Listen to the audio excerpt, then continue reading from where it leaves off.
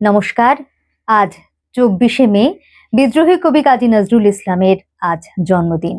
কবিকে শ্রদ্ধা জানাতে তার কবিতাকেই অবলম্বন করেছি, বেছে নিয়েছি সাম্যবাদী কবিতাটি।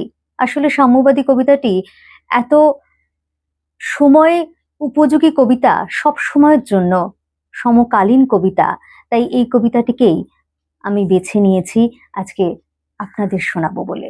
গাহি সাম্যের গান, যেখানে আসিয়া এক হয়ে গেছে সব বাধা ব্যবধান, যেখানে মিশেছে হিন্দু বৌদ্ধ মুসলিম খ্রিস্টান। গাহি সাম্যের গান। কে তুমি? পারসি জৈন ইহুদি, সাঁওতাল ভিল গারো, কনফুসিয়াস চারবাক চালা, বলে যাও বলো আরো। বন্ধু যা খুশি হও, পেটে পিঠে কাঁধে মগজে যা খুশি পুঁথি ও কেতাব বও। কোরআন পুরাণ বেদ বেদান্ত বাইবেল ত্রিপিটক জিন্দা বেস্তা গ্রন্থ সাহেব পড়ে যাও যত শখ। কিন্তু কেনই পণ্ডশ্রম, মগজে হানিছ শুল, দোকানে কেনই দর কষাকষি, পথে ফুটে তাজা ফুল। তোমাতে রয়েছে সকল কেতাব, সকল কালের জ্ঞান, সকল শাস্ত্র খুঁজে পাবে সখা, খুলে দেখো নিজ প্রাণ।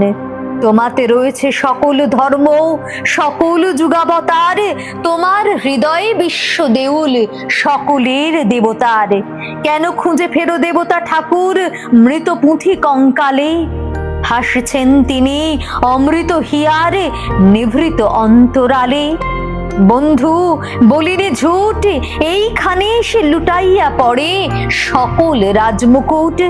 এই হৃদয় সে নীলাচল, কাশী মথুরা বৃন্দাবন, বুদ্ধ গয়ায়ে জেরুজালেম এ মদিনা কাবা ভবন।